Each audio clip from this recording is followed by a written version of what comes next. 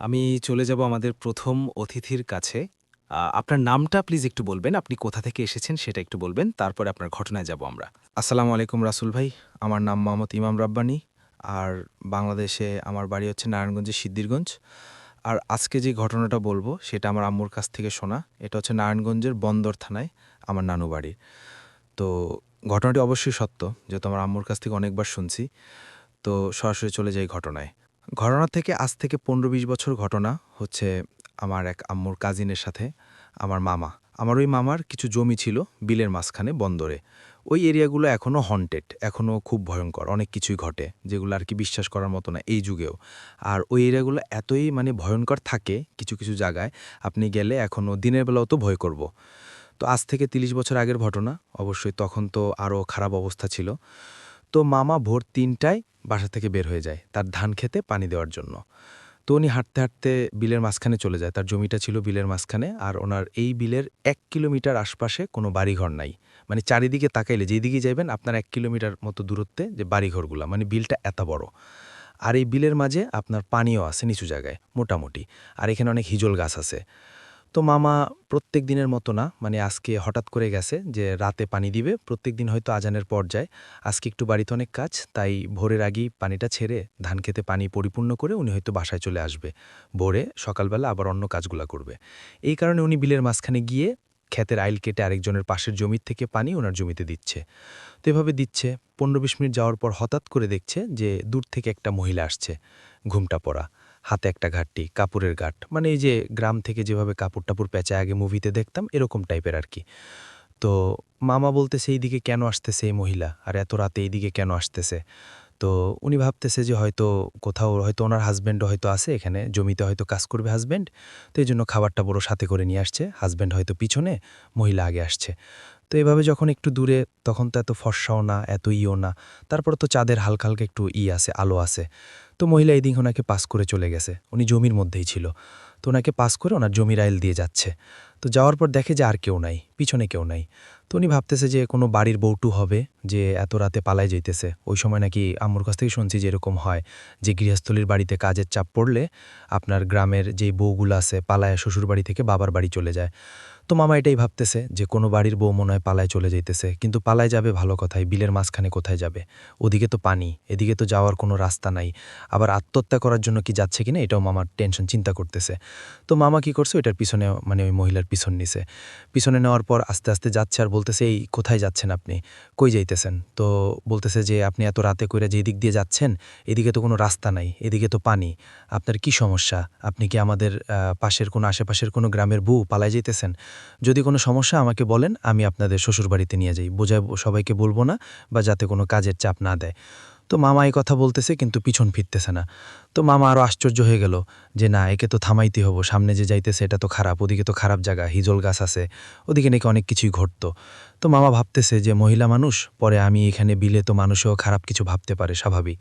তো মামা কি করছে, গিয়ে মহিলারে হাতে গিয়ে ধরছে, যাই আর যাও না, আর বেশি দূর যাও না, কারণ ওদিকে পানি। তো মামা গিয়ে যখন হাতে ধরছে, রাসেল ভাই বিশ্বাস করবেন না, দেখে যে হাতের কোনো মহিলা মানুষের হাত না, হাত শক্ত আর পশমের মতো কেমন জানি। তো মামা বলতেছে এটা কেমন, তারপর উনি মনে কিছু নেয় নাই। মামা কি করলো, হাতে ধরে টান দিছে, এই তুমি আর যাইতে পারবা না, তুমি আসো। তো তখন ওইটা আপনার ঘুরে তাকাইছে। রাসেল ভাই বিশ্বাস করবেন না, মামা প্রস্তুত ছিল না যে এই ধরনের কিছু দেখার জন্য। যখন ওইটা মামার দিকে তাকাইছে, তখন মামা বুঝে ফেলছে যে আজকে তো আমার সাথে খারাপ কিছু একটা হইতে যাইতেছে। কারণ এই জায়গায় এত রাত্রে মহিলা মানুষ কিভাবে আসবো, আসার তো প্রশ্নই না। আর আমিও বোকামি করলাম, মনে মনে ভাবতেছে যে আমিও কি একটা বোকামোর কাজ করলাম, আমাকে তো এটা কোনো ক্ষতিও করে নাই, সামনে চলে গেছে, তা আমি কেন এটার পিছন নিলাম? আর যেহেতু সামনে হিজল গাছ, এখানে খারাপ কিছু হয়, ওইটাই তো ওইটার গন্তব্যে যাচ্ছে। মামা এটা মনে মনে ভাবতেছে। তো এখন আর ভাইবা কি লাভ, উনি ভাবতেছে কিন্তু এটা বিড়বিড় করতেছে মামার দিকে। মামার হাত ধইরা, ওইটা মামার হাত ধরছে, ধইরা গাট্টিটায় ফালায়া মামার ২ হাতের মধ্যে ধইরা মামার দিকে টাকায়া বিড়বিড় করতেছে, কিন্তু মামা বুঝতে পারতেছে না। মামার শরীর পুরা ঠান্ডা হয়ে গেছে, উনি নাড়াচাড়াও করতে পারতেছে না, যেরকম মনে অবশ হয়ে গেছে। ওইটা যখন মামারে ধরছে, ঠান্ডা একটা শীতল অনুভূতি নাকি হইছে ওনার। তো মামা আর কি করবে, মামা তখন দোয়া দুরুদ পড়ার কোনো কিছুই মাথায় আসতেছে না। তো মামার এটাই থুতু মারা শুরু করছে। আর চেহারাটা এতই বিদঘুটে ছিল, বলতে ভুলে গেছি যে এই ধরনের ভয়ঙ্কর চেহারা মামা কখনো দেখা নাই। চোখগুলা নাই, ভিতরে হয়ে গেছে। আর মানে চেহারার এরকম একটা অবস্থার চেহারা মানুষের পচে গেলে যেরকম হয়, একটা চেহারা মারা যাওয়ার পর বা পচা পচা একটা ডেড বডির যেরকম একটা ওইরকম, শুধু হাতগুলা শক্ত। তো মামা তো এখন কোনো কিছুই করতে পারতেছে না। না, তবে আল্লাহ আল্লাহ করতেছে। একটু টুকপোনার নাকি এরকম আর কি, তা না হলে তো একটা না একটা কিছু চেষ্টা করতেছে। তো ওটা মামাকে থুতু মারা শুরু করছে। থুতু মানে লালা। এত পরিমাণে এটা মামার দিকে ছুঁড়া মারতেছে মামার শরীরে, যেহেতু মামার হাতে ওইটা ধুইরা রাখছে, থুতু মারলো, মায়েরা নাকি মামার সারাগা ভিজায় দিছে। আর থুতু মারার পরেই মামাকে কি করলো, মামাকে মাটির মধ্যে ফালায়, মানে ওই ক্ষেতের মধ্যে ফালায় দিল। ক্ষেতের মধ্যে ফালায় মামাকে জাতানো শুরু করলো এটাই। মানে গাড়ার চেষ্টা করলো ওনার শুধু। এখন মামারও কিছু শক্তি দিয়ে মামাই করতেছে, প্রাণ চেষ্টা করতেছে, ওইটাও চেষ্টা করতেছে মামাকে গাড়ার জন্য, কারণ ওইটা মামা বুঝতে পারছে যে আজকে আমাকে কাদার মধ্যে গায়রা ফেলবে না, যে আজকে আর রক্ষা নাই, আজকে মনে হয় আর বাড়িতে যেতে পারবো না। তো ওনার ভাগ্যটা অনেক ভালো যে যেইখানে মামারে গাড়ার চেষ্টা করতেছে ওইখানে কাদা এত গভীর না, মানে মাটির নিচে একটু শক্ত, মানে হয়তো 1 ফিটের মতো বা 1 ফিটের মতো, মানে কাদা নিচে, এর নিচে শক্ত মাটি। তো মামার সাথে ধস্তাধস্তি হইতেছে, যখন এটা দেখতেছে যে আর পারতেছে না মামারে গাঁটতে বা কাদা মাটি, তখন কি করছে, এটা মামাকে ছুঁড়া মারছে দূরে। যে যেমন আমরা কোনো কিছু হাত দিয়ে ছুঁড়া দূরে মারি না, ওইরকম মামাকে ছুঁড়ে মারছে। ছুঁড়া মারার পর মামা একটু দূরে গিয়ে পড়ছে। মানে উনিও স্বাস্থ্যবান, তো ওজন অনেক, 5-6 ফিট দূরে গিয়ে, 7-8 ফিট দূরে গিয়ে এরকম পড়ছে। পড়ার পর মামা দেখলো যে ওইটা মামার দিকে তাকায়, কি যেন আবার বিড়বিড় করতেছে, কিন্তু কোনো কথা বুঝতেছে না এটা কি বলতেছে। আর খুব বিশ্রী একটা চেহারা নিয়ে ওনার দিকে বিড়বিড় করে বলতেছে কি যেন। আর কিছুক্ষণ পর এটা ওই আগের রাস্তা ধইরা তার গন্তব্যে যাওয়ার চেষ্টা করতেছে। যখন এটা সামনের দিকে যাচ্ছে, কিছুক্ষণ পর পর মামার দিকে তাকায়, আর এটা থুতু মারে এইদিক ওদিক, আর বিড়বিড় করে চোখ, মানে এই ভয়ঙ্কর চেহারা নিয়ে, আর ওটা সামনের দিকে যায়। তো মামা লাড়াচাড়া দিতেছে না, কারণ মামা ভাবতেছে যে যেহেতু এটা চলে যেতেছে, আমি এখন উঠার দরকার নাই। আমি যদি উঠি তাহলে যদি আবার এটা আসে, আইসা যদি আমাকে আবার যদি এটা ধরে বা অ্যাটাক করে, বা যদি আমাকে আবার মেরে ফেলে, যদি মেরে ফেলার চেষ্টা করে, এই ধরনের একটা চিন্তাভাবনা নিয়ে সে আর লাড়াচাড়া করে নাই, সেইভাবে শুয়ে আছে। তিনি এরকম একটা মামা ইয়ের মধ্যে ছিল, যেমন ঘুমের ঘরের মধ্যে চোখগুলা আপসা আপসা, মানে করা খোলা, সে দেখতেছে। তো সারাগা কাদায় ভরে গেছে, পানির মধ্যে অল্প একটু কাদা নিচে, ধান খেতে, আর ওটা যাচ্ছে। মামা দেখতে পারল যেটা যাইতে যাইতে আপনার হিজল গাছের উপরে গিয়ে উঠছে। হিজল গাছের উপরে গিয়ে উঠছে, তখন মামার তার চোখের আলামতটা বুঝতে পারল যে তার চোখ জলজল করতেছে। ওইখানে সামনাসামনি রকম জলজল দেখা নেই, চোখ নাইগা গর্তের মতো ছিল যখন সামনে ছিল। যখন এটা দূরে গেছে তখন দেখা যায় চোখ জলজল করতেছে। তখন এক মামার দিকেই তাকায় আছে ওইটা। ঠিক আছে, তো মামা খালি অপেক্ষা করতেছে ফজরের আজানের। মামা ভাবতেছে যে আমি আর এখন নাড়াচাড়া করব না, উঠার চেষ্টা করব না, যদি উঠি আবার যদি আসে, এই ভয় খালি আল্লাহর। তখন সে আল্লাহরে ডাকতেছে যে আল্লাহ কখন আজান পড়বে। যখন ভোরের আজান পড়ল, ওই চোখগুলা সে দেখতে পারল না, পাইল মা আর কি। তখন মামা বুঝতে পারল যে এখন হয়তো আর কোনো সমস্যা হবে না, তো উঠি। তো মামা উঠল, উঠে আস্তে আস্তে বাড়ির দিকে যাওয়ার ট্রাই করতেছে। শরীর অনেক ক্লান্ত, যেহেতু এটার সাথে অনেকক্ষণ ধস্তাধস্তি হয়েছে, অনেক থুতু মারছে, লালা দিছে গায়ে, গা পুরা ভিজায় ফেলছে লালা দিয়া থুতু দিয়া। তো মামা বাসার দিকে যাইতেছে, অনেকটা পথ তার পাড়ি দিতে হইব, যেহেতু ফজর আজান করে গেছে, উনার আর কোনো টেনশন নাই। তো উনি কি করলো, উনি আস্তে আস্তে বাড়ির দিকে গেল। তো বাড়ির দিকে যাওয়ার পর উনি আর আপনার কাউকে কিছু বলল না। কাউকে কিছু না বলে, নরমালি একটা নিয়মকানুন আছে যে আপনার যে বাড়িতে থাকলে বা এই ধরনের খারাপ কিছুর সাথে কোনো কিছু হইলে, বাড়িতে যাওয়ার মানে ঘরে ঢোকার আগে গরম পানিতে গোসল টোসল এগুলা করতে হয়। তা না হলে এগুলা নাকি সাথেই থাকে বা চলে আসে বা এই ধরনের ক্ষতি করে। তো সে এই ধরনের কোনো কিছু আর করে নাই, তো কাউকেও কোনো কিছু বলে নাই। ঠিক আছে, কারণ উনি ভাবতেছে যে উনি এখন ক্লান্ত। তো উনি শুধু কাদা টাদা এই অবস্থায় উনি গামছা টামছা দিয়ে তো এগুলা গাটা মুইছে গিয়ে ঘুমায় পড়ছে। সে আরও কিছু বলে নাই। তো ঘটনাটা যদি এই জায়গায় শেষ হয়ে যেত তাহলে তো ভালো হইতো, কিন্তু সমস্যাটা এরপর থেকেই একটা বিরাট সমস্যা হয়ে গেছে। যে উনি তো বলতেই পারবো না, উনি গিয়ে তো পুরা বিভর ঘুমের মধ্যে মামা। তো আমার একটা আজিন ছিল, মামাতো ভাই, ওনারই ছেলে। তো সকালবেলা পড়তেছে, ক্লাস 8-এ পড়ে। তো হঠাৎ সে দেখতে পেল মামাতো ভাইটা একটা অদ্ভুত রকমের একটা কুকুর উঠানের মধ্যে ঘোরাঘুরি করতেছে।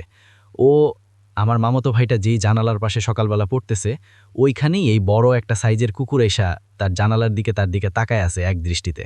তো সে ভাবতেছে যে কি ব্যাপার, এইভাবে কুকুর এইভাবে তো তাকায় থাকার কোনো কথা না, এইভাবে তাকায় আছে কেন? হয়তো ক্ষুধা পাইছে, এই জন্য হয়তো তাকায় আছে। তো ওনাকে নাস্তা করার জন্য রুটি দেওয়া হয়েছিল। তো রুটিটা উনি দিল, কিন্তু এটা খাচ্ছে না।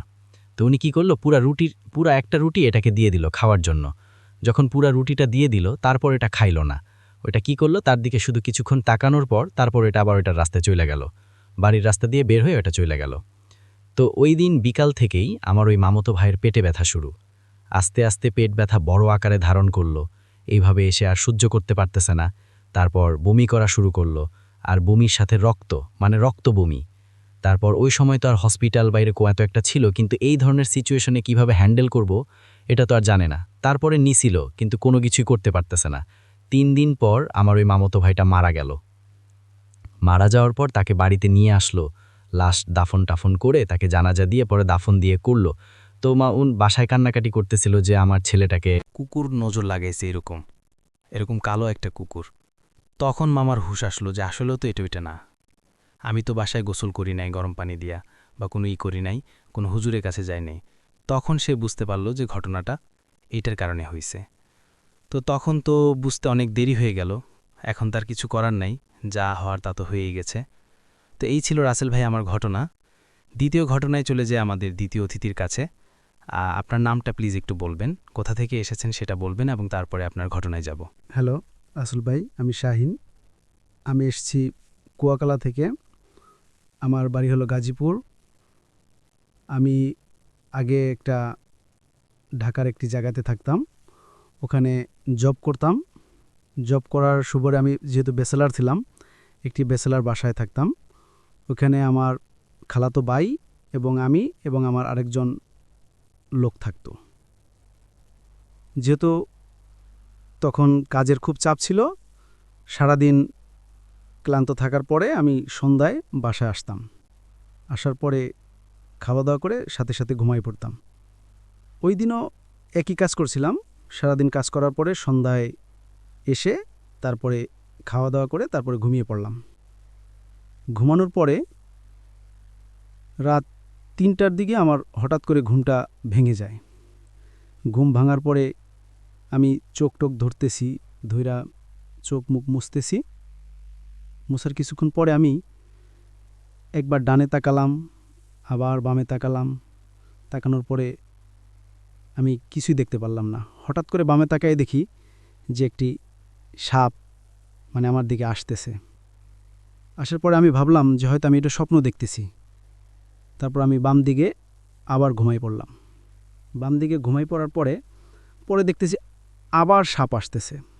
তারপর দেখলাম যে অনেকগুলো সাপ আসতেছে আর কি, এরকমভাবে আসতেছে। আমি নিচে ফ্লোরে ঘুমাইতাম বেশিরভাগ। ফ্লোরে ঘুমানোর সুবাদে ওই সাপগুলো যখন আমার দিকে আসতেছিল তখন আমার এরকম ভয় করতেছিল যে আমি ভয়ে থরথর করে কাঁপতেছি। তারপর আমি হঠাৎ চিল্লান দিয়া খাটের উপর উঠলাম। খাটের উপর ওঠার পরে আমার খালাতো ভাই বলতেছে যে কি হয়েছে। আমি বললাম যে সাপ। বললো যে সাপ কোথায়? আমি বললাম ওই যে দেখেন নিচে। আমি তো দেখি না। আমি বললাম আমি তো ঠিকই দেখতেছি সাপ। পরে কইলে এগুলো কিছু না, তুমি ঘুমায় পড়ো, তুমি স্বপ্ন দেখছো। আমি কই না, তো আমি স্বপ্ন দেখি না, কারণ আমি ঘুম থেকে উঠার পরে 5 মিনিট পরে আমি এগুলো দেখছি। কয় না, এগুলো তোমার ভুল, তুমি ঘুমাই পড়ো, কোনো সমস্যা নেই, পানি খাই ঘুমাই থাকো। তখন আমি পানি খাই ঘুমাই রইছি। ঘুমাই থাকার আবার কিছুক্ষণ পরে আবার একই কাহিনী দেখি যে অনেকগুলো সাপ আমারে কামড় দিতে আসতেছে। তখন আমি ভয়ে রুম থেকে বের হইয়া ছাদে চলে যাই। ছাদে চলে যাওয়ার পরে তারপর আমি সকালবেলা যখন ফজরের আজান দেয় তখন আমি ওখান থেকে বের হয়ে আসি। ওখান থেকে আইসা তারপর আমি রুমে আইসা তখন ঘুমাই। এই গেল আমার প্রথম ইয়া। তারপর আমি এর কিছুদিন পরে ওখান থেকে আমি বাসা চেঞ্জ করে ফেলি। বাসা চেঞ্জ করে নতুন বাসায় উঠি। নতুন বাসায় ওঠার পরেও সেম একই কাহিনী ঘটে। একদিন রাতে আমি ঘুমাই রইছি। ঘুমাই থাকার পরে আমার বড় ভাই ওদিন ছিল না, আমি একাই ঘুমাইছিলাম। হঠাৎ রাতে 3টার দিকে ঘুমটা আমার ভেঙে যায়। তারপর আমি ডান দিকে দেখে আমার দরজাটা খোলা। তখন দেখি সাপটা আস্তে আস্তে করে দরজা বেয়ে বেয়ে উপরে উঠছে। উপরে উঠা তারপরে মশারির যেই কিনারা ছিল ওই কিনারা দিয়ে আস্তে আস্তে বাইতে মশারির উপর দিয়া আমার পায়ের দিকে এসে নিচে নামতেছে আর কি। নিচে নামার পরে নিচে নাইমা আমার দিকে ফনা কইরা মানে ফনা করে কামড় দেওয়ার জন্য ইয়ে করতেছে। তখন আমি খুব ভয় পেয়ে গেছি। ভয় পাওয়ার পরে আমি দৌড় দিয়ে বের হয়ে গেছি। বের হওয়ার পরে ডাইনিং রুমে আমি দাঁড়ায় রইছি। পরে আমার ডাইনিং রুমে আমার এক চাচা থাকতো, উনি বলতেছে যে কি হয়েছে। আমি বললাম কিছুই হয় নাই। কয় কিছু হয় নাই মানে? কিছু তো হয়েছে। কয় কী হয়েছে তাড়াতাড়ি বলো। পরে বললাম যে ওই যে সাপ। কয় সাপ কই? আমি কি রুমের ভিতর সাপ? কয় না এগুলো কিছু না, তুমি ঘুমাই পড়ো, তুমি দেখতেছো। তারপরে আমি ঘুমাই ফেলছি। ঘুমাই থাকার পরে আবার কিছুক্ষণের মধ্যে একই স্বপ্ন দেখি নাই, মানে ঘুম থেকে উঠে তারপর দেখছি এই কাহিনী। তারপর আমি দৌড় দিয়ে ছাদে গেছি ছাদে গিয়া প্রায় ৩ ঘন্টা থাকার পরে তারপরে বড়বার পরে আমি বাসায় আসছি। তারপরে এই বিষয়ে আমি আমার এলাকায় এক হুজুর ছিল, হুজুরকে বললাম যে হুজুর এরকম অবস্থা আমার, যে আমি খুব ভয় পাইছি। কয় আসলে এটা অন্য কিছু না, এটা হলো একটা জিন সাপ। ওই জিনটা তোমারে ভয় দেখাইলে সে মজা পায়। আমি বললাম যে কেন আমারে ভয় দেখায় কেন? কয় না ও তোমারে ভয় দেখায়, খুব মজা পায় আর কি। যাক,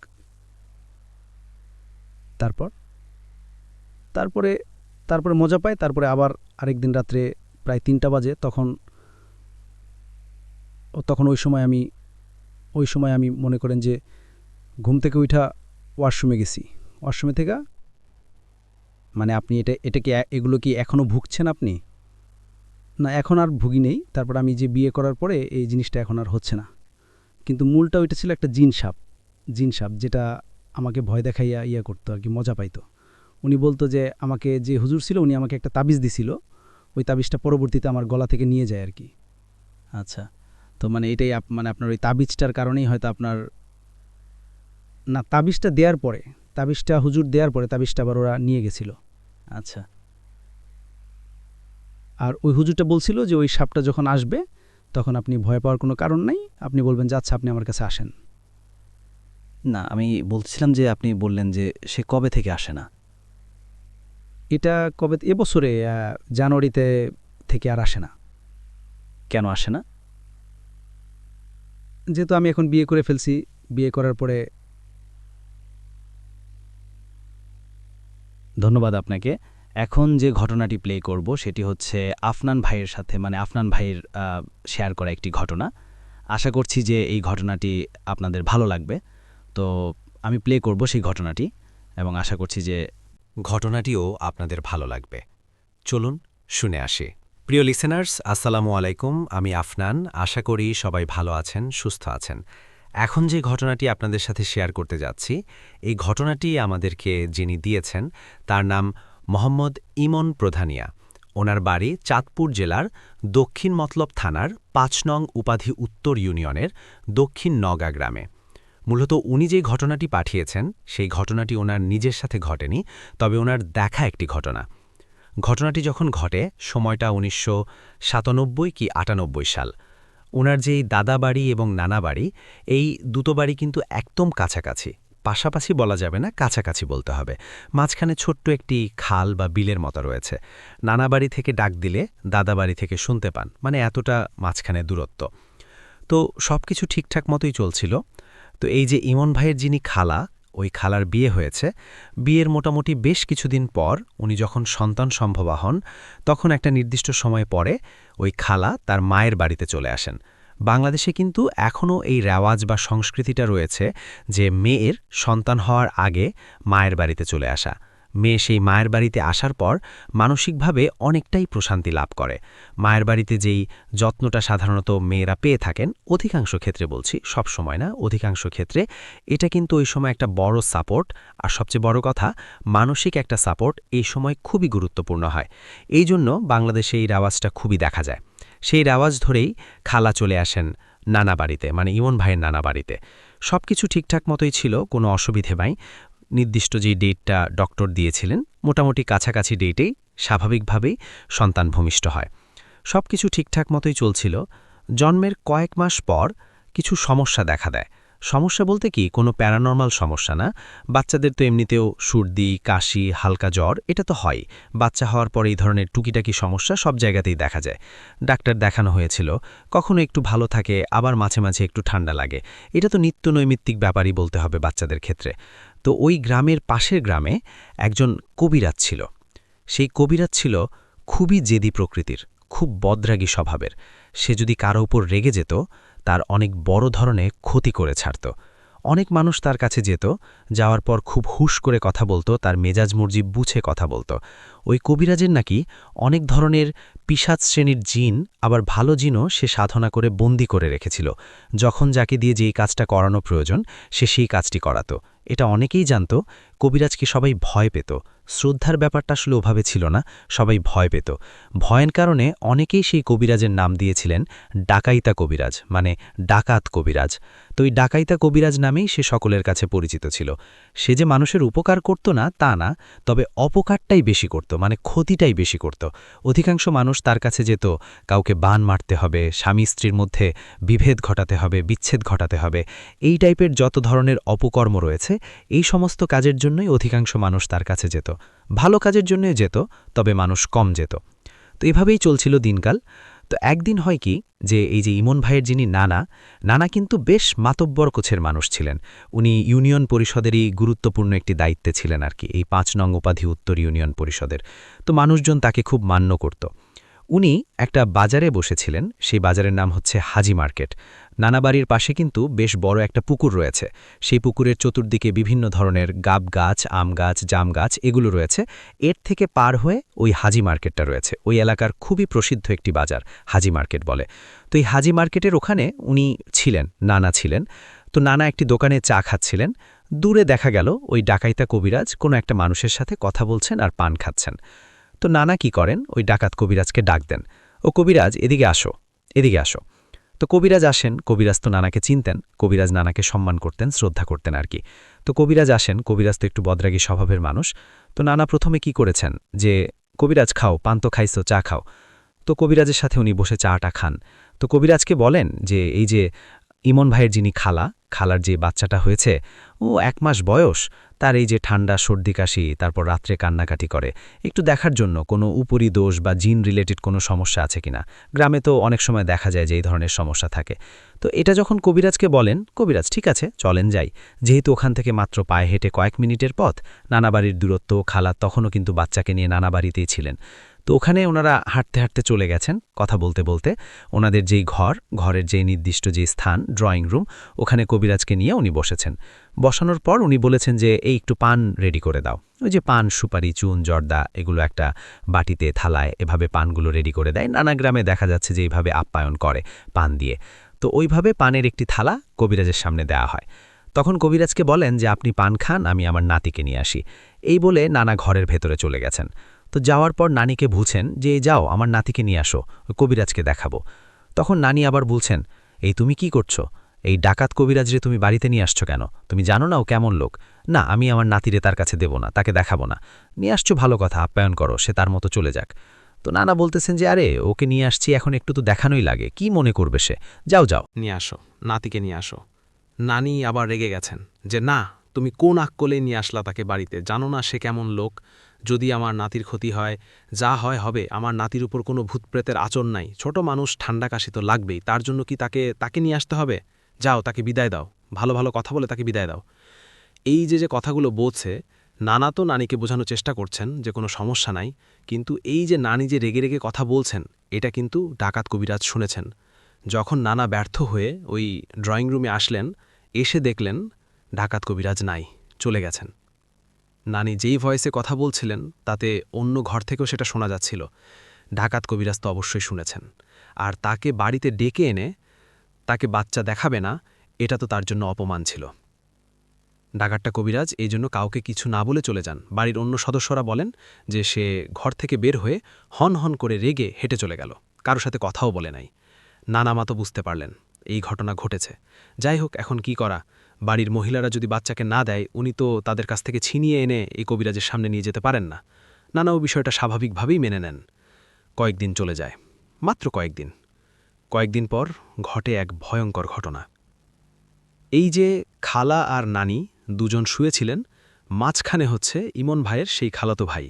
তার বয়স মাত্র কয়েক মাস হয়েছে। তো বাচ্চাকে মাঝখানে রেখে ওনারা শুয়ে আছেন। ঘরে হারিকেন জ্বালানো ছিল, খুব আলতো করে জ্বালানো ছিল। তখনও কিন্তু ওদিকে ইলেকট্রিসিটি আসেনি। আলতো করে হারিকেন জ্বালানো, হালকা আলোতে দেখা যাচ্ছিল ঘরের মধ্যে খুব আবছাপ। আর খালা কি করতেন এবং নানি দুজনেই কি করতেন, ঘুম যখন ভেঙে যেত রাতের বেলা, যদিও বাচ্চা ঘুমিয়ে আছে, বাচ্চার কান্নাকাটিতে ঘুম ভাঙলে সেটা ভিন্ন বিষয়, এমনিতেও তাদের ঘুম যদি ভেঙে যেত তখন হাত দিয়ে কি করত, মাঝখানে হাত দিত যে বাচ্চাটা আছে কিনা।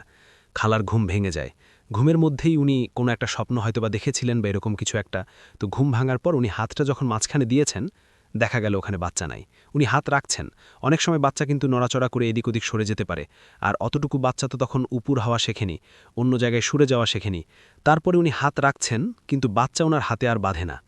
বাচ্চা কোথায় গেল? উনি তখন তার মাকে ডাকছেন, এই মা ওঠো ওঠো, বাচ্চা কই? তখন নানিও হাত রাখছেন, বাচ্চা নাই। খাট থেকে নেমে দ্রুত হারিকেনের আলো বাড়িয়ে দিয়েছেন, ঘরের দরজা বন্ধ, বাচ্চা নাই কোথাও।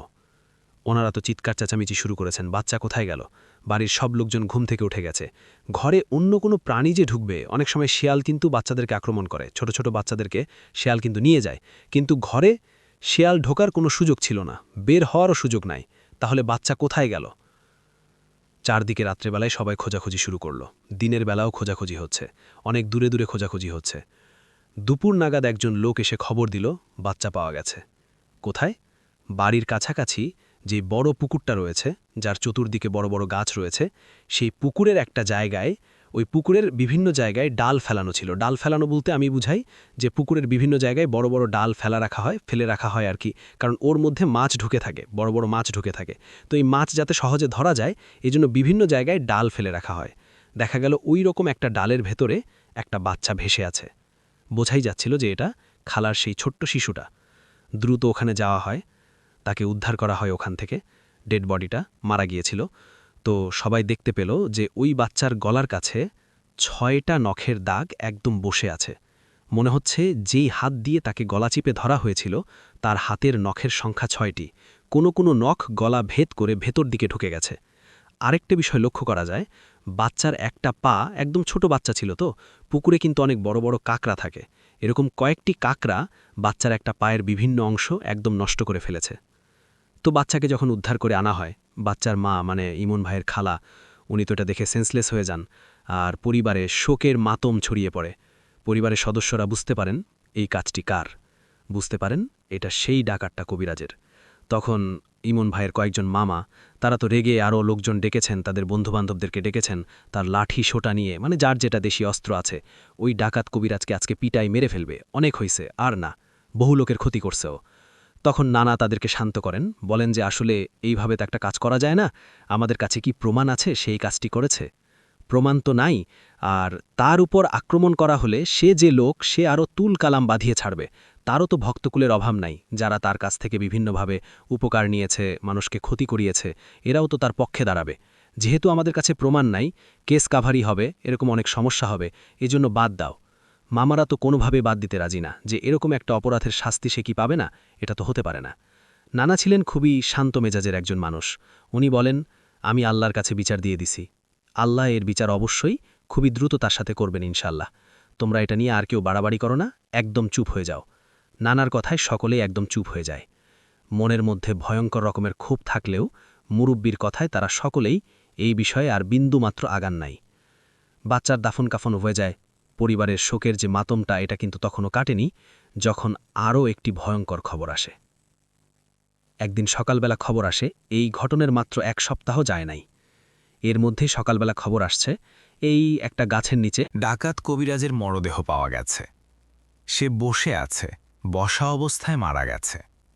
অনেক লোক তাকে দেখতে যায়। দেখা গেল তার শরীরে কোনো কাপড় চোপড় ছিল না, হয়তোবা ওইভাবেই বসে সে কোনো একটা সাধনা করছিল। সে বসে আছে, অথচ তার মাথাটা উল্টো দিকে ঘোরানো, মানে হচ্ছে তার ঘাটটা ঘুরিয়ে মুচড়িয়ে উল্টো দিকে নিয়ে এসেছে, মানে তার বুক পা যেদিকে, সেদিকে তার মাথা বা মুখমণ্ডল না, তার মাথাটা পুরোটাই তার পিঠের দিকে। একটা গাছের নিচে বসেছে, ওভাবেই সে মারা গেছে। তখন সকলেই বুঝতে পারল নিশ্চয়ই কোনো একটা সাধনা করতে গেছিল। এর যে জিনপরীরা যেগুলোকে বন্দি করে রাখছে, এরা এসেই কাজ ঘটিয়ে দিয়েছে। অনেকেই খুশি হয়েছিলেন, কারণ তার দ্বারা অনেকেই ক্ষতিগ্রস্ত হয়েছেন। ভয়ঙ্কর ভয়ঙ্কর কালো জাদু সে করত। এই ঘটনার পর তখন নানা বলেছিলেন, দেখলি, কিভাবে আল্লাহর বিচারটা হয়ে গেল। এখন প্রশ্ন হল যে কিভাবে এই ঘটনাটা ঘটল। এটা জানার একটা আগ্রহ বা কৌতূহল এই ইমন ভাইয়ের নানাবাড়ি দাদাবাড়ি তাদের পরিবারের মধ্যে বা গ্রামের অনেক মানুষের মধ্যে ছিল। একজন হুজুরের সাথে ওনারা যোগাযোগ করেছিলেন পারিবারিকভাবে। সেই হুজুর এক ভয়ঙ্কর তথ্য দেয়। হুজুর জানান যে হ্যাঁ, এটা সত্য, এই ডাকাইতে কবিরাজি ইমন ভাইয়ের ওই খালতো ভাইকে হত্যা করিয়েছে। এই ডাকাত কবিরাজের কাছে অনেক ধরনের পিশাচ শ্রেণীর জিন ছিল। এর মধ্যে একটা হিন্দু জিন ছিল, সে ওই রকম খারাপ জিন না। আবার একটা মুসলিম জিন ছিল, সেও ভালো জিন। কিন্তু অধিকাংশ ক্ষেত্রে অনেক ভয়ঙ্কর ধরনের কাজ, বিশেষ করে মানুষকে হত্যা করা সংক্রান্ত কাজ, বিশেষ করে শিশু হত্যা সংক্রান্ত কাজগুলো এই ডাকাতটা কবিরাজ ওই হিন্দু জিনকে দিয়ে করাত। হিন্দু জিন করতে চাইত না। শুধুতে তারা 2টা জিন ছিল বিষয় এরকম না, তার কাছে আরও অনেক জিন ছিল। যেই কাজ করতে চাইত না তাকেই নাকি ভয়ঙ্কর ধরনের নির্যাতন করত। জিনেদের শরীর ঝলসে দেয়া সহ মুহূর্তের মধ্যেই তাকে হত্যা করা। এগুলো দেখে অন্য জিনেরাও খুব ভয় পেত যে তার আদেশ অমান্য যদি করে সাথে সাথে তো এই ধরনের একটা ঘটনা ঘটাবে। কারণ সে খুবই বদরাগী, তার মধ্যে মায়া মমতা কিচ্ছু নাই। এজন্য জিনেরাও খুব ভয় পেত। তো হয় কি, ওই যে নানাবাড়ি থেকে চলে আসার পর বা বের হয়ে আসার পর তার মনের মধ্যে তো খুব পুষে রেখেছিল, সে এই 2টা জিনকেই ডাক দেয়।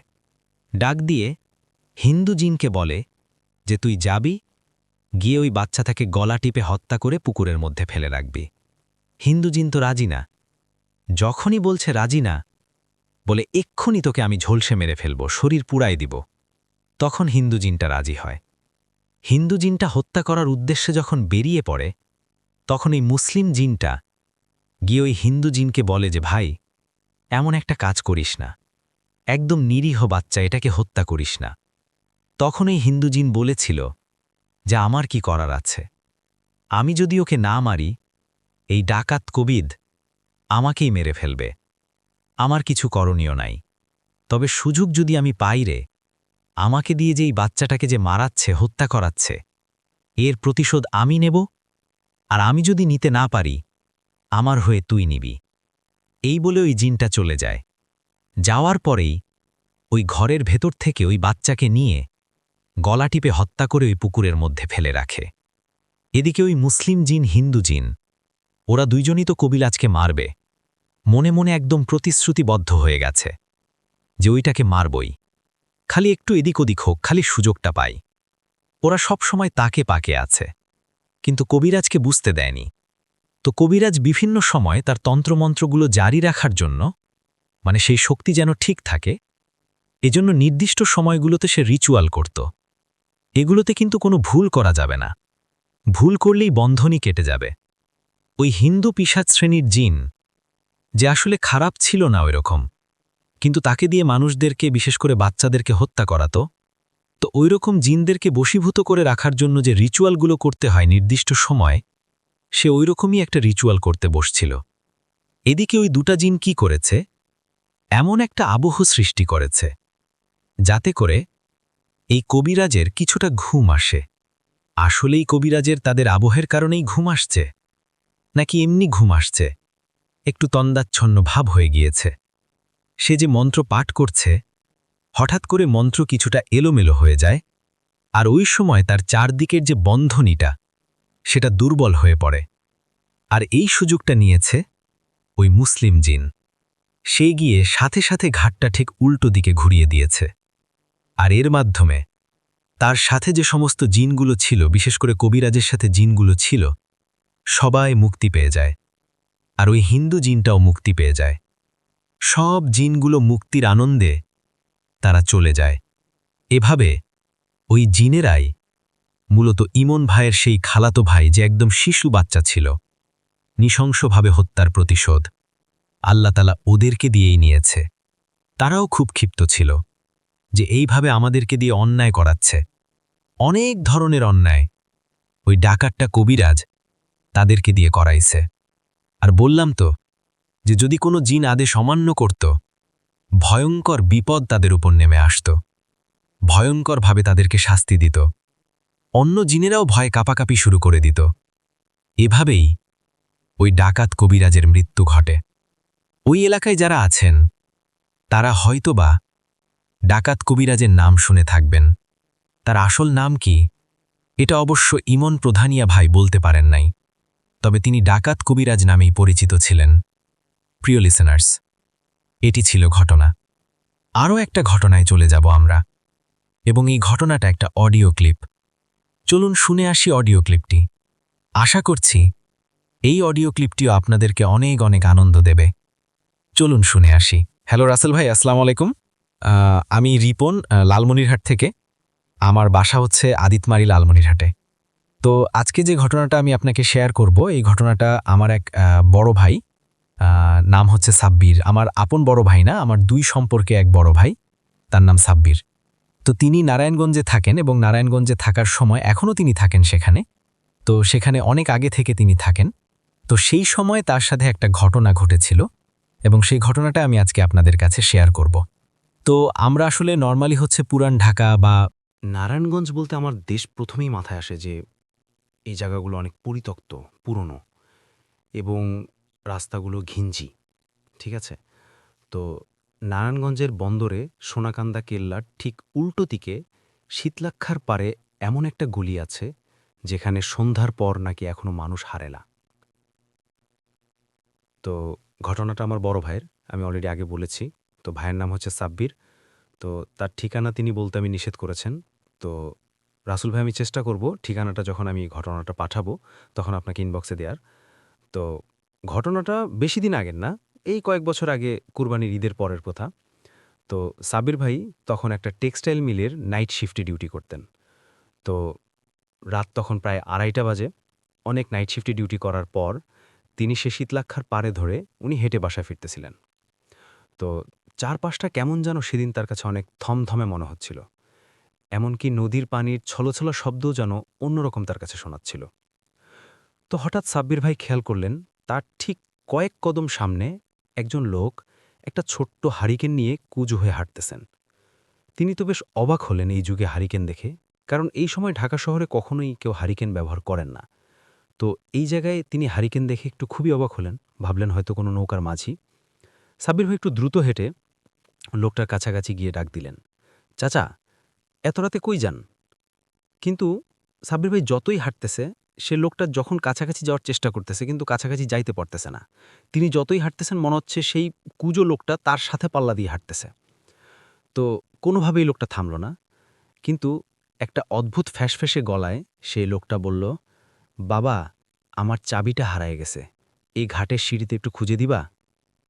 তো সাব্বির ভাই বুঝলেন যে এই লোকটা মনে হয় ঘাটের মধ্যে কোনো চাবি হারিয়েছে, যার কারণে হয়তো সেই লোকটার হয়তো বা তার কাছে টর্চ লাইট ছিল না, যার কারণে হয়তো হারিকেনই চলে এসেছে, আগেরকার হারিকেনই চলে এসেছে।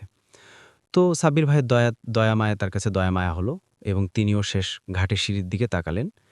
কিন্তু টর্চের তার সাব্বির ভাইয়ের কাছে হাতে টাকার মোবাইলে টর্চের আলো ফেলতেই উনার যেন রক্ত গরম হয়ে গেল। তিনি দেখলেন যে ঘাটের মধ্যে শ্যাওলা ধরা সিঁড়িগুলো মাঝপথেই শেষ হয়ে গেছে, মানে সরাসরি গভীর পানির নিচে চলে গেছে।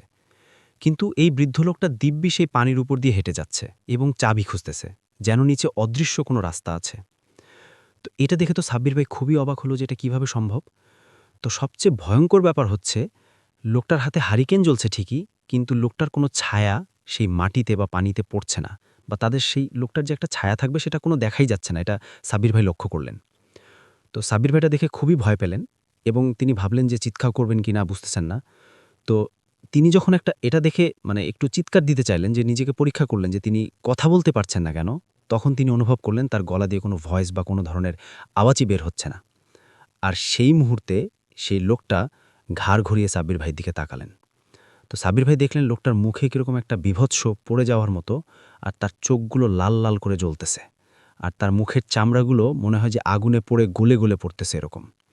তো এটা দেখে তো সাব্বির ভাই সে একটা ভয় পেয়ে গেলেন। এখন তিনি কি করবেন বুঝতে পারতেছে না। তিনি চিন্তা করলেন যে এখানে থাকা নিরাপদ না, এটা অবশ্যই কোনো বৃদ্ধ লোক হতেই পারে না। তো তিনি চিন্তা করলেন যে তাকে এখান থেকে পালাতে হবে। তো তিনি যখন সেই সিঁড়ি দিয়ে পালানোর চেষ্টা করলেন, সেই সিঁড়িতে তিনি পা পিছলে পড়ে যান। সেই শালাধরা সিঁড়ি যেহেতু ছিল, তো তিনি পা পিছলে পড়ে গিয়ে তিনি আর কিছু জানেন না এবং সেখানে তিনি জ্ঞান হারিয়ে ফেলেন। এবং পরের দিন সকালে যখন মানুষজন তাকে দেখেন, যখন তার জ্ঞান ফিরে, তিনি দেখেন যে কিছু মানুষজন তার চতুর্পাশে জটলা বেঁধে আছে এবং কিছু মানুষের হাতে পানি নিয়ে তাকে পানি ছিটানোর চেষ্টা করতেছে। তো তখন তার জ্ঞান ফিরল। সাবির ভাই তখন তার আশেপাশের লোকজন জিজ্ঞেস করলো যে ভাই আপনার কি হয়েছে, আপনি এখানে অজ্ঞান হয়ে পড়ে আছেন কেন? তো সেই সকালের বেলা সেই লোকগুলোকে সাব্বির ভাই জানালো যে তিনি এই ধরনের একটা ঘটনার সম্মুখীন হয়েছেন এবং ওখানে থাকা ২-১ জন মুরব্বী মানুষ ছিল এবং তারা বলে যে এই ঘাটটাতে রাতের দিকে এই সমস্যাগুলো হয়, এই জন্য এই ঘাটের এখানে মানুষজন রাতের বেলা আসে না। বিশেষ করে রাত ১২টার পর এখানে এই দিক দিয়ে মানুষ চলাফেরাই করে না। আর আপনি কিনা কোন সাহসে আপনি এদিকে আসছেন? আপনি জানেন না যে এখানে এই জন্য ঘটনা ঘটে? তো সাব্বির ভাই যেহেতু ঢাকা শহরে সেই সময় নতুন ছিল, তিনি এই বিষয়টা জানতেন না। আর আগে তার প্রথম যখন তিনি জয়েন করেন, তার প্রথম অবস্থায় তার নাইট শিফটটা তিনি দীর্ঘায়িত করেন নাই। কিন্তু যে টাকার প্রয়োজনে তিনি নাইট শিফটটা অনেক লম্বা করেছিলেন, সেদিন অনেক রাত হয়ে যাওয়ার কারণে তিনি সেই ঘটনার সেখানে সম্মুখীন হন। তো ওখানে থাকা এক বৃদ্ধা বলে যে এখানে নাকি একসময় প্রচুর পরিমাণ মানুষ আত্মহত্যা করেছিল। এই ঘাটে এসে নাকি জীবন দিয়েছিল। কী কারণে তার আত্মহত্যা করেছিল আসলে এটা এখনও কেউ জানে না।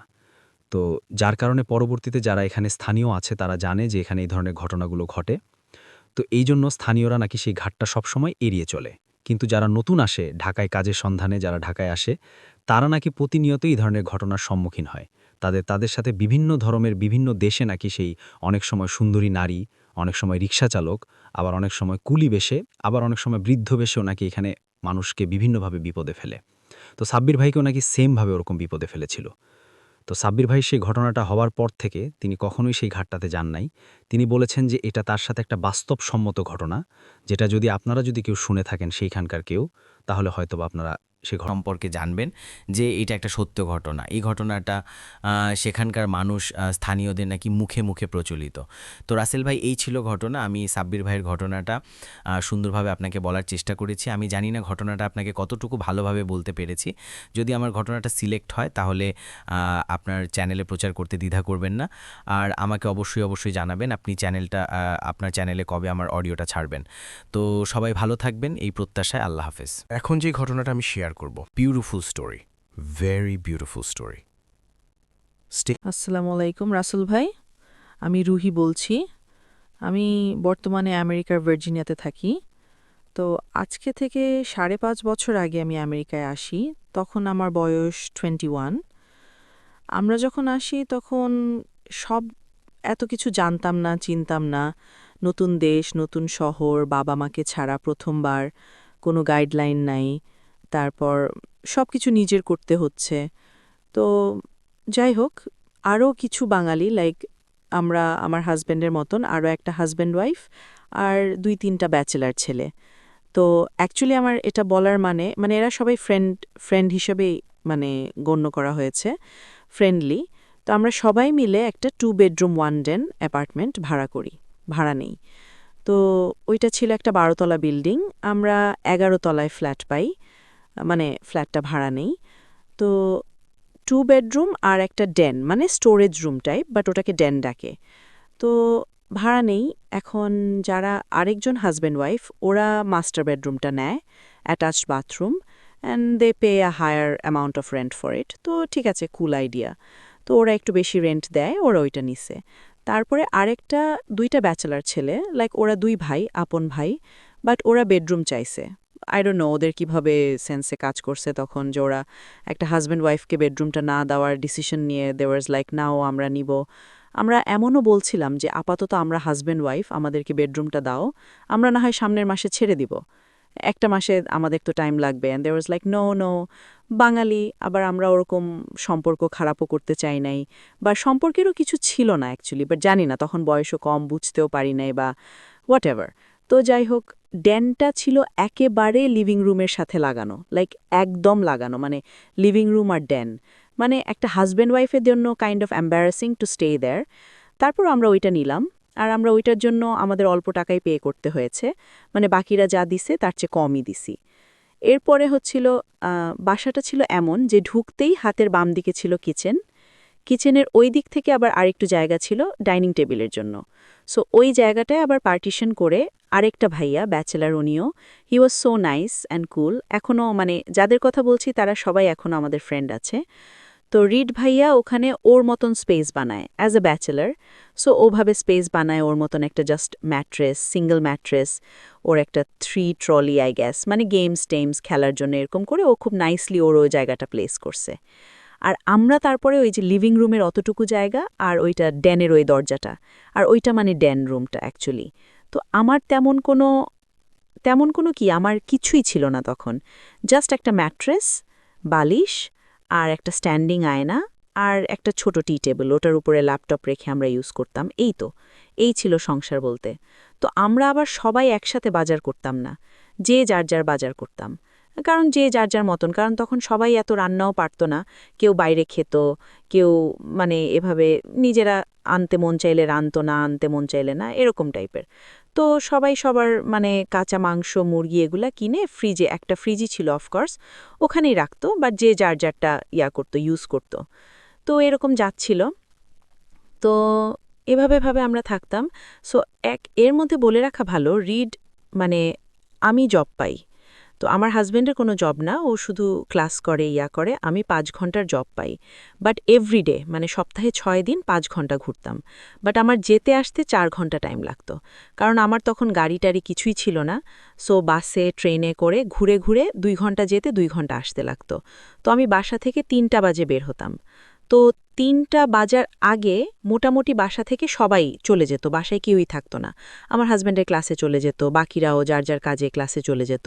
তো শুধু থাকতো রিজ ভাইয়া মাঝে মাঝে মানে সেও অ্যারাউন্ড 3টার দিকেই বের হইতো মোস্টলি, কারণ আমি আবার খুব ভীত প্রকৃতির একটা মানুষ, আমি একা বাসায় কোনো দিনই থাকতে পারি না। তো মোস্ট অফ দ্য টাইম যদি ভাইয়া মনে করেন 2টায় বা 2:30টায়ও বের হয়, he use to knock me and say that আমি চলে যাচ্ছি, তোমাকে বলে গেলাম তুমি একা বাসায়, এরপরে আমি একটু বের হয়ে যাচ্ছি। আর রিজ ভাইয়ার গাড়ি ছিল, তো দেখা যেত রিজ ভাই যদি 2:30-3টার দিকে বের হতো, দেন ও আমাকে বলতো তোমাকে আমি মেট্রো পর্যন্ত ড্রপ করে দিব, তারপরে তুমি চলে যেও। কারণ আমার বাসা থেকে মেট্রো হেঁটে যেতে 15-20 মিনিটস লাগতো, বাট বাসে 3 মিনিটের মতো লাগতো, 3 থেকে 4 মিনিট, কিন্তু প্রায় $2, $1.97 করে নিত।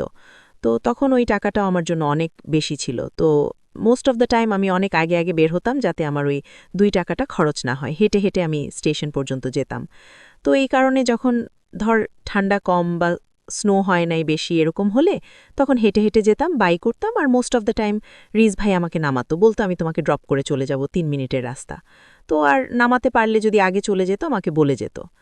তো ওই দিন এমন একটা নর্মাল দিনের মতোই আমি বাসায় ছিলাম।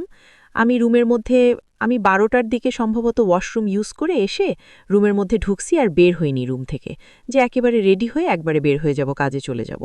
তো আমি আমার বাসায় বাংলাদেশে কথা বলতেছিলাম, বাংলাদেশে তখন 1টা-2টা প্রায় এরকম বাজে। তো এর কথা বলতে বলতে আমি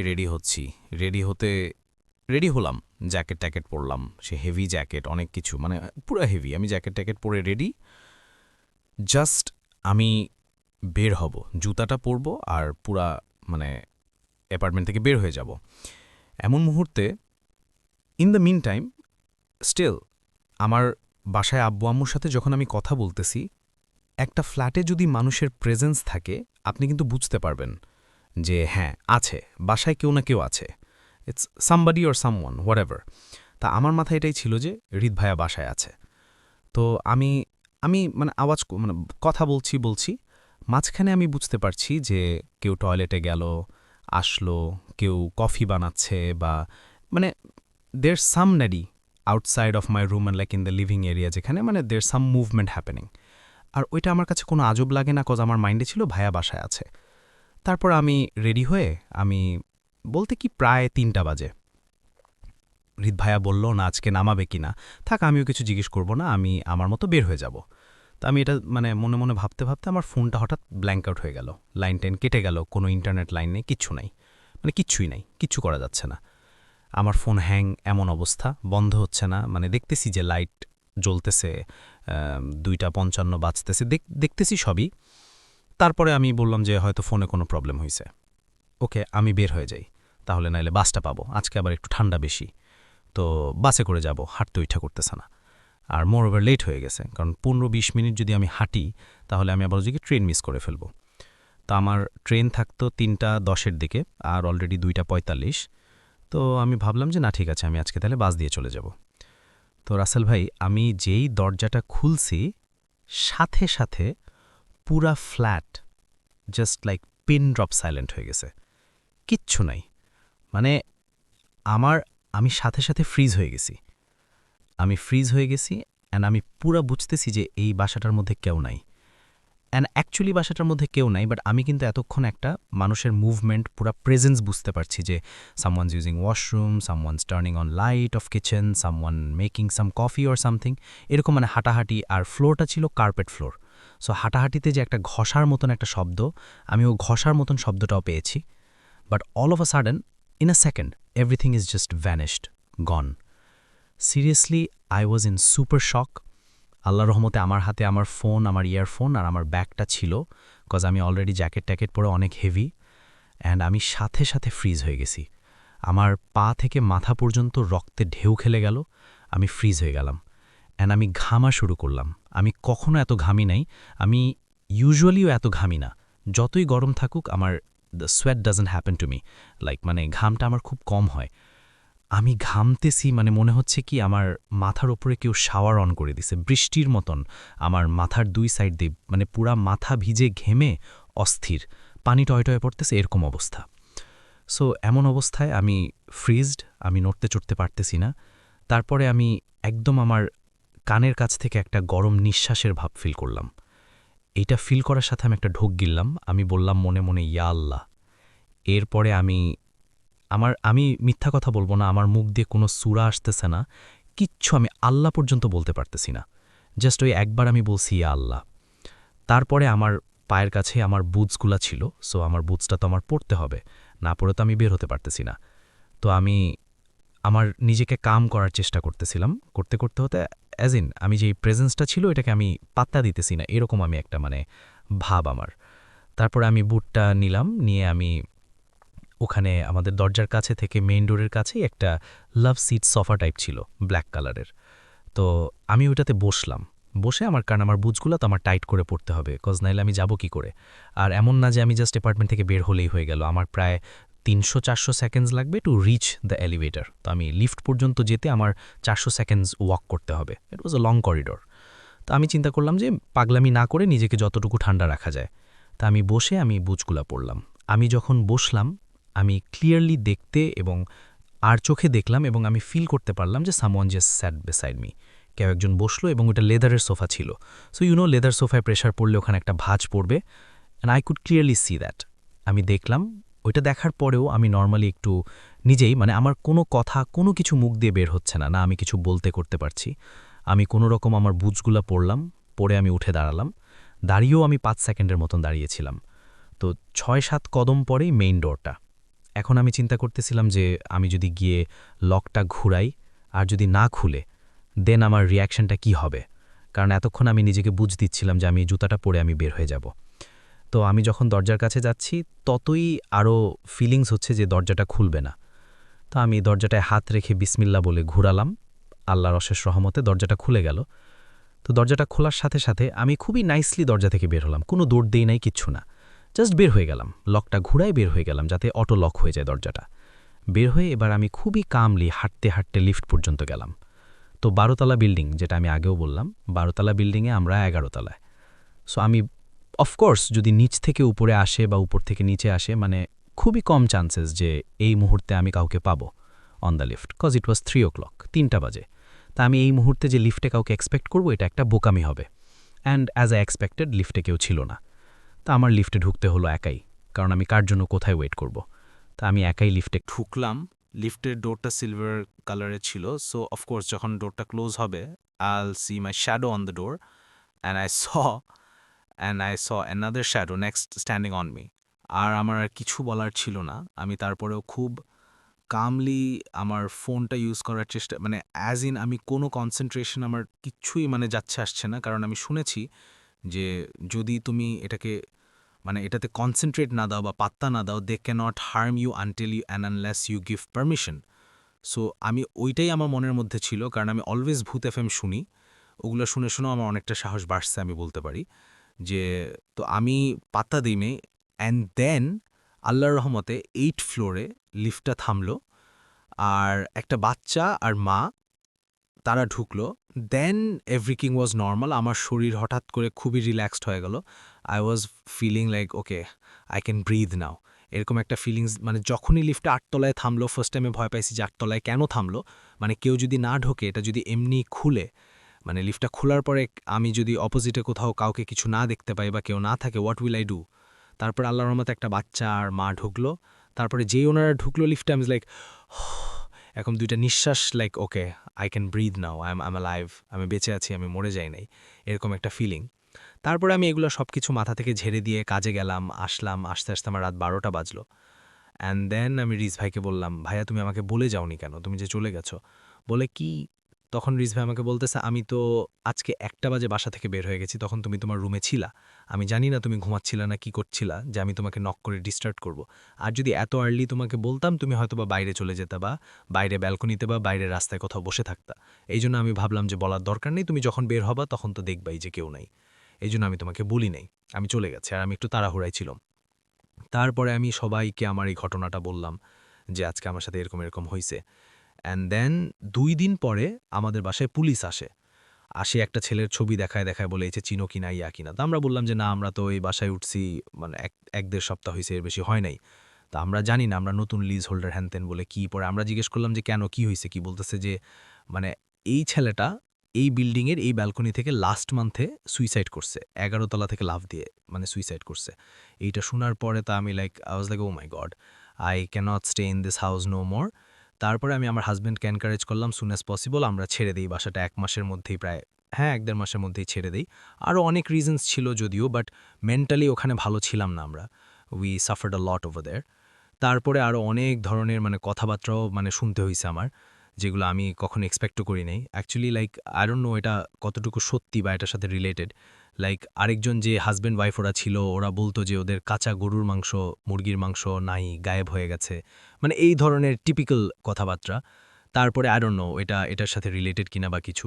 তারপরে বাট একটা জিনিস আরেকদিন এরকম হয়েছে যে আমরা যে যার রুমে আছি, কেউ কিচেনে নাই, and we all hard someone or something, I don't know, আমাদের একটা কিচেনে একটা মগ রাখা ছিল, সিঙ্কের উপর থেকে মগটা কেউ ড্র্যাগ করে নিচে ফেলছে, একদম যে ড্র্যাগ করলে একটা গড় আওয়াজ হয় ওরকম, মানে একটা কাচের মগ যদি একটা টাইলসের উপর থেকে টেনে ফেলানো হয়, ঠিক ওই সাউন্ডটা হয়ে মগটা নিচে পড়ে মাঝখানে। তাও এমন না যে কর্নারে পড়ে ভাঙছে বা কিছু, সিঙ্কটা এত দূরে, আর মগটা আমরা যখন যাই দেখি মাঝখানে ভেঙে পড়ে আছে। তো এইটা ছিল, এটাও মানে এটা আমাদের সবার প্রেজেন্সেই হয়েছে। তো আফটার দ্যাট আমরা উই বিল্ডিংয়েরই 10 তলায় চলে যাই। 10 তলায় আমাদের আরও কিছু ফ্রেন্ডরা, ওরা আবার আরেকটা অ্যাপার্টমেন্ট নেয়। তো তখন ওরা আমাদেরকে বলে যে তোমরা এটা নিতে তোমরা আসলে আমাদের সাথে জয়েন করতে পারো। তো আমরা এমনিও ডিনারের মধ্যে ছিলাম, তো we were liking that so much. সব কিছু মিলাই then we decided to move out, and then আমরা 1-1.5 মাসের মধ্যে মুভ আউট করি। And after that our life started going so peacefully. মানে তারপরে সব কিছুই মানে ঠিক হতে থাকে, মানে লাইফেও একটা কেমন জানি চেঞ্জেস চলে আসছিল, মেজাজ খিটখিট থাকতো, মানে কোঅপারেট করতেছিলাম না আমরা দুইজনের সাথে। But right after we changed the house, change the apartment actually, and it all been sorted out. আমি জানি না ভাই এটা কতটুকু ভালো লাগবে আপনাদের কাছে। ভালো লাগলে অফকোর্স প্লে করবেন, আমার জন্য দোয়া করবেন, আমার হাজব্যান্ডের জন্য দোয়া করবেন। আপনারা সবাই ভালো থাকবেন, সুস্থ থাকবেন। আমরা চলে যাব আমাদের পরবর্তী অতিথির কাছে। আপনার নামটা প্লিজ একটু বলবেন, আপনি কোথা থেকে এসেছেন সেটা বলবেন, তারপর আপনার ঘটনায় যাব। আমি হিমেল খান, আজ যার ঘটনাটি শেয়ার করছি তার নাম পূজা মুখার্জি। ঘটনাটি পাঠিয়েছেন কলকাতা থেকে। বলে রাখা ভালো, তিনি রিমি মুখার্জির চাচাতো বোন। এর আগে রিমি মুখার্জি আমাদের সাথে ঘটনা শেয়ার করেছিলেন। পূজা মুখার্জির সাথে ঘটনাটি ঘটে যায় 2017 সালের শেষের দিকে। তারা প্ল্যানিং করে ফ্যামিলি ট্যুরে দার্জিলিং ঘুরতে যাবে। পূজা এবং তার পেরেন্টস দার্জিলিং রওনা করেন। 3 জনের পৌঁছাতে সন্ধে হয়ে যায়। তখন পর্যটন সিজন থাকাতে তাদের হোটেল পেতে খুব বেগ পেতে হয়। অনেক কষ্ট করে তারা একটা হোটেল ম্যানেজ করে এবং দোতলায় তারা রুম পায়। আমি এরিয়া এবং হোটেলের নাম বলছি না। হোটেলটা হচ্ছে খুব সম্ভবত 1940 বা 50 সালে তৈরি করা পুরনো একটা ভবন, কিন্তু ভিতরের ডেকোরেশনটা খুব চমৎকার। তারা যথারীতি দোতলার রুম বুকিং করেন। 12 নম্বর রুম এবং 13 নম্বর রুম তারা পায়। পূজা অনলাকি তার এটা ট্রাস্ট করত। সে তার পেরেন্টসকে জানায়, কিন্তু তার পেরেন্টস তাকে সান্ত্বনা দেয় এবং কুসংস্কার বলে উড়িয়ে দেয়, বলে এটা পশ্চিমাদের সংস্কৃতি, এটা বিশ্বাস না করাই ভালো। যথারীতি তারা ফ্রেশ হয় এবং রাতের ডিনার শেষে পূজার প্যারেন্টস 12 নম্বর রুমে যায় এবং পূজা 13 নম্বর রুমে শুতে যায়। পাশে 14 নম্বর রুমটা খালি ছিল এবং লক করা ছিল সেটা তারা খেয়াল করে নাই।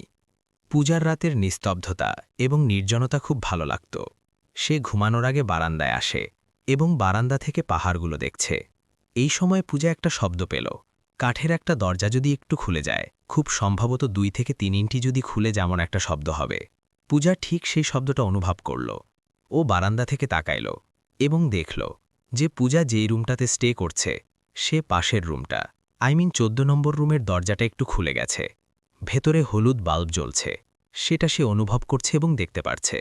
আর একটা শব্দ শুনতে পাচ্ছে যে 2টা ছেলেমেয়ে মারামারি বা ধস্তাধস্তি করলে এবং চিল্লাচিল্লি করলে যেই শব্দটা পাবে, পূজা সেই শব্দটা শুনতে পাচ্ছে। পূজা তো একটু ভয় পেয়ে যায়। পূজা ভাবে যে এখানে হয়তো কোনো নবদম্পতি আসছে এবং তারাই ঝগড়া করছে। পূজা ভাবল যে আমি যে একটু দেখি আড়াল থেকে যে তারা ভিতরে কি করছে। পূজা ধীরে ধীরে সামনে আগায়। আগানোর পরে ওর থিঙ্কিং ছিল যে দরজার ফাঁক দিয়ে দেখবে। যতটুকু ফাঁকা হয়েছে খুব সম্ভবত 3-4 ইঞ্চি। পূজা যখন সেই রুমের সামনে যায় তখন অটোমেটিক্যালি পুরো ডোরটাই ওপেন হয়ে যায়। রুমের দরজাটা খোলা। পূজা দেখছে সেখানে একটা ছেলে একটা মেয়েকে নৃশংসভাবে মারতেছে এবং মেয়েটাকে মাইরে কয়েক সেকেন্ডের মধ্যে ঘটনাটা ঘটল। একদম ফ্যানের সাথে ঝুলাই দিছে। মেয়েটা থেকে লম্বা একটা জিব্বা বের হয়ে গেছে, চোখগুলো বড় বড় হয়ে গেছে। মনে হচ্ছে যে একটা চোখ ভেতর থেকে বের হয়ে চলে আসছে। এই সময় সেই লোকটা, যেই পুরুষ লোকটা মেয়েটাকে ফাঁসি দিয়ে ঝুলাইছে, সে বলতেছে খুব মোটা কণ্ঠে উর্দুতে, मैंने इससे पहले वाले को मार दिया था, मैंने तुम्हें पसंद किया था, मैं तुमसे प्यार करता हूँ। এর বাংলা অর্থ দাঁড়ায়, আগের জনটাকে মেরে ফেলেছি, এখন তোমাকে আমি খুব পছন্দ করি, তোমাকে আমি ভালোবাসি। পূজার কাছে মনে হচ্ছে ওকে 4-5 হাত উপরে তুলে ফেলেছে সেই ব্যক্তিটা। পূজার যখন ঘুম ভাঙে তখনও দেখছে ওর আব্বু ওকে চিৎকার দিয়ে ডাকছে এবং পূজা ওর আম্মুর উপরে বসে আছে। ওর আম্মুর চুলগুলো টেনে টেনে ছিঁড়ছে। পূজা খুব কান্না করে দেয়, ভয় পায়। আশেপাশের রুম থেকেও লোকজন চলে আসে। ওর চিৎকারে, ওর আব্বুর চিৎকারে ওর নিচে থেকে লোকজন চলে আসে। ওর আব্বু বলছে যে আমি দেখছি যে পূজা ওর আম্মুর উপরে বসে পশুর মতো চিৎকার করছে। আমি ওকে সরানোর চেষ্টা করছি কিন্তু পারছি না। পূজা শুনে খুব ভয় পায়। পূজা ওর স্বপ্নের কথাটা খুলে বলে। তখন ওর প্যারেন্টস অবাক হয়ে যায়। আর হোটেলে যারা ছিল তারা সবাই জানায় যে আপনারা আগামীকালকে এখান থেকে চলে যান, এখানে থাকাটা ঠিক হবে না। যেহেতু আপনার মেয়ের সাথে সব অনাকাঙ্ক্ষিত ঘটনাগুলোই ঘটছে, তারা সিদ্ধান্ত নেয় তারা কলকাতায় ব্যাক করবেন। যথারীতি তারা পরের দিনই কলকাতায় ব্যাক করে। তখন পূজার অবস্থা ছিল এমন, ও চুপচাপ থাকত, কোনো কথা বলতো না এবং একদিকে তাকিয়ে থাকত। ওর চোখের পলক পড়ত খুব কম। ওকে কোনো কথা জিজ্ঞেস করলে ও ইশারায় খুব কম কথা বলতো। পূজারা যথাসময় কলকাতা পৌঁছায়। কলকাতা পৌঁছানোর পর ওরা উঠে রিমি মুখার্জিদের বাড়িতে। বলে রাখা ভালো, রিমি মুখার্জির আব্বু হচ্ছে পূজা মুখার্জির আব্বুর বড় ভাই। ওনারা 2 ভাই এবং 2 ভাইয়ের 2 মেয়ে হচ্ছে পূজা মুখার্জি এবং রিমি মুখার্জি। ওরা রিমিদেরকে এই ঘটনাটা খুলে বলে এবং রিমির প্যারেন্টস এবং রিমি মুখার্জি এই ঘটনা শুনে অবাক হয়ে যায় এবং ওরা বিশ্বাস করে, কারণ এর আগের বছরই 2016 সালে রিমি মুখার্জির সাথে একটা ঘটনা ঘটে যায় ওদের বাড়িতেই। ছোট্ট করে রিমি মুখার্জিদের বাড়ির বর্ণনাটা দিচ্ছি। ওদের বাড়িতে ঢুকতেই হাতের বামে পড়বে একটা বিশাল বড় পুকুর এবং ডানে পড়বে ফুলবাগান, পেছনে হচ্ছে ফল বাগান এবং মাঝখানে হচ্ছে খুবই পুরনো আমলের হিন্দুদের তৈরি দোতলা একটা বাড়ি। রিমিদের বাড়িটা খুব নির্জন, গাছপালায় ঘেরা, ভৌতিক একটা পরিবেশ, থমথমে একটা পরিবেশ।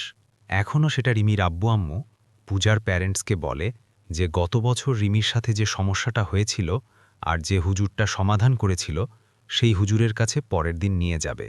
শ্রোতাদের সুবিধার্থে বলে রাখা, যখন রিমির প্রবলেম হয়েছিল তখন একটা মন্দিরে পুরোহিতের কাছে নিয়ে যায় এবং সে পুরোহিত সমাধান দিতে না পারে, সে পুরোহিত রেফার করে একজন স্থানীয় মসজিদের ইমামের কাছে। সেই ইমামের মাধ্যমে আল্লাহর রহমতে ওদের সমস্যাটা সমাধান হয়েছিল। ঘটনায় আসছি। ওদিনকার রাতে ওরা ডিনার কমপ্লিট করেন অ্যান্ড পূজার প্যারেন্টস এক রুমে, রিমির প্যারেন্টস আরেক রুমে, আর রিমি এবং পূজা 2 বোন এক রুমে ঘুমায়। পূজার আচরণ তখনও একটু অস্বাভাবিক ছিল। ও চুপচাপই থাকত। ঘুমানোর আগে রিমি ফ্রেশ হলো, দেন পূজাকে বলল ফ্রেশ হতে, আর ওয়াশরুমের গেটটা যেন লক না করে। ও যথারীতি ওয়াশরুমে যায়। পূজা একটা বই পড়ে, খুব সম্ভবত ৩-৪ পেজ পড়েও ফেলেছে। এইদিকে সময়টা হয়ে গেছে আনুমানিক ১৫ থেকে ২০ মিনিট। রিমি খেয়াল করল পূজা এখনও আসছে না। পূজাকে ডাকল, কোনো সাড়া নেই। রিমি ঘাট থেকে দেখছে যে ওয়াশরুমে গেটটা খোলা, কিন্তু পূজা দাঁড়িয়ে আছে। রিমি যথারীতি ডাক দিতে দিতে ওয়াশরুমে যায় এবং ও গেটের সামনে থেকে দেখতেছে যে পূজা মুখে ব্রাশ নিয়ে আয়নার দিকে তাকিয়ে আছে। ও নড়াচড়াও করছে না, ওর চোখের দৃষ্টিও পড়ছে না। রিমি যথারীতি ওয়াশরুমে ঢুকে ওকে যখন টাচ করবে, তখন রিমি মিরারের দিকে তাকায়। আয়নার দিকে তাকিয়ে দেখছে একটা ছেলে, যার চোখটা মনে হচ্ছে যেন বের হয়ে গেছে, নাকটা বিকৃত হয়ে গেছে এবং কপালটা একদম পচে গেছে। কপাল থেকে পুঁজ পড়ছে।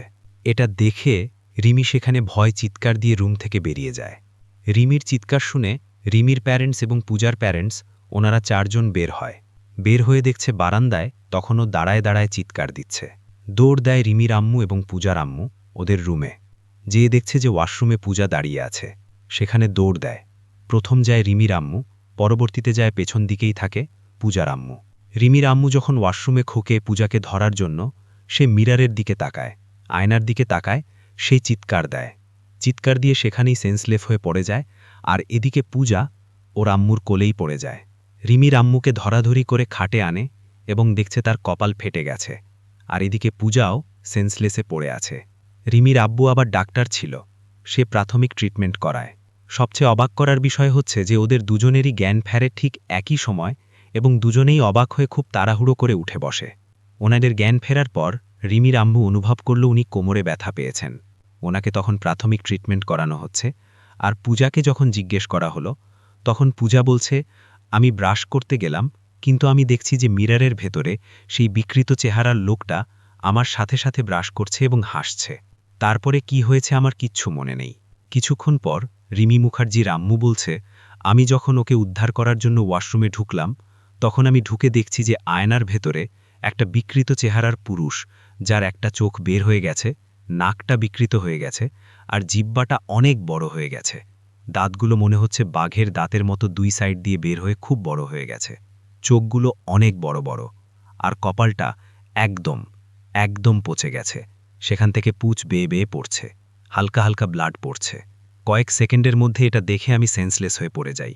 পরের দিন আন্টিকে ট্রিটমেন্টের জন্য হসপিটালে নিয়ে যান আর হুজুরের সাথে কন্ট্যাক্ট করেন। হুজুর বলে যে সে রাতে আসবেন। রাতে এসে সব ঘটনা হুজুর শোনে। শোনার পর সে প্রাথমিকভাবে কিছু রিচুয়াল করে যান, বাড়িটা বন্ধ করে দেন, আর সে জানে সে পরে সেটা ঠিক করে দিয়ে যাবেন। তো ওদেরকে হুজুর রিচুয়ালের মাধ্যমে সেই জিনটাকে যেতে বাধ্য করে। প্রায় ৩-৪ দিন সময় লাগে। আমি আর বিস্তারিত বর্ণনা দিচ্ছি না। হুজুর একটা ছোট্ট ইনফরমেশন দেয় যে এই খারাপ জিনটা দার্জিলিং হোটেল থেকেই পূজাকে পছন্দ করেছে। আর আমাকে যদি আর কিছুদিন পর জানাতেন, তাহলে হয়তো আরও বড় ক্ষতি হয়ে যেত। তারপর পূজা ওর ফ্রেন্ডদের চাচার মাধ্যমে খোঁজ নেয় সেই দার্জিলিংয়ে যে হোটেলে ওরা উঠেছিল, সেই হোটেলের বিষয়ে। সে হোটেলটা খুব পুরনো হোটেল। আনুমানিক ২০০০ সালের দিকে একটা ছেলে এবং একটা মেয়ে সেই হোটেলে আসেন।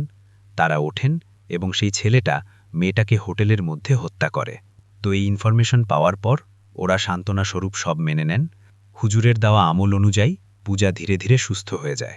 কিন্তু পূজা এখনও মাঝে মাঝে কথা বলতে গেলে একটু মনে হয়ে যায়, অন্যমনস্ক হয়ে যায়। ওকে জিজ্ঞেস করলে এই ব্যাপারটাও এড়িয়ে যায়। এই ছিল কলকাতা থেকে পাঠানো পূজা মুখার্জির ঘটনা। আরও একটা ঘটনায় চলে যাব আমরা, এবং এই ঘটনাটা একটা অডিও ক্লিপ। চলুন শুনে আসি অডিও ক্লিপটি। আশা করছি এই অডিও ক্লিপটিও আপনাদেরকে অনেক অনেক আনন্দ দেবে। চলুন শুনে আসি। এবং এই ঘটনাটা একটা অডিও ক্লিপ। চলুন শুনে আসি অডিও ক্লিপটি। আশা করছি এই অডিও ক্লিপটিও আপনাদেরকে অনেক অনেক আনন্দ দেবে। চলুন শুনে আসি। হ্যালো, আসসালামু আলাইকুম রাসেল ভাই। আমি নাইস বলছিলাম, ইউনাইটেড স্টেটস আমেরিকা থেকে। আমরা অ্যাকচুয়ালি কলোরাডো স্টেটসে থাকি। তো আমরা এখানে এসেছি 10 বছর। এর আগে বাংলাদেশে ছিলাম। তো তখন আমাদের একটা ঘটনা ছিল। ঘটনাটা এরকম যে আমাদের বাসা যশোরে। তো ওখানে আমরা অনেকদিন ধরেই আমরা ওখানেই স্থানীয়। তো আমাদের যে বাসাটা আমার আব্বু অনেকদিন আগে 90s বানিয়েছিল। তখন ওটার পাশে একটা কবর ছিল। তো কবরস্থানটা খুবই ছোট, বাট ওটা আমাদের বাসার সাথেই ছিল। তো যাই হোক, মূল ঘটনায় আসি। আমাদের বাসার একটু বর্ণনা দিই ঘটনাটা বোঝার সুবিধার্থে। তো ঘটনাটা এরকম যে আমি, আমার বোন আর আমার আব্বু-আম্মু থাকতাম। তো আমার ভাই আছে বাট সে ঢাকাতে থাকতো। তো ঘটনাটা ছিল এরকম, অনেকদিন ধরে আমাদের বাসাতে অনেক চুরি হচ্ছিল। যেরকম আম আলমারির মধ্যে কোনো কিছু রাখলেই টাকা-পয়সা স্পেশালি সেগুলো চুরি হয়ে যাচ্ছিল। এমন না যে সব টাকাই চুরি হচ্ছিল অল্প কিছু টাকা। তো সেই জন্যে আমরা আমাদের মেইডকে দেখলাম, খেয়াল করলাম তারা আমাদের বাসায় অলমোস্ট ১৫ বছর ধরে কাজ করে। তো তারা নেয়ার কথায় না। আর যেহেতু আমার আম্মুর কাছে আমার আম্মুর কোমরেই সবসময় চাবিগুলো থাকতো, তো সেটা হওয়ারই কথা না। আর সে কখনোই কোমর থেকে চাবিটা খুলতো না। এবং চাবির কোনো ডুপ্লিকেট কোনো চাবিই ছিল না। তো তখন আম্মু দেখলো, অনেকভাবে সে পরীক্ষা করলো যে কিভাবে টাকাগুলো চলে যাচ্ছে। এবং আমার আব্বু খুব বেশি ওরিড হয়ে গেল।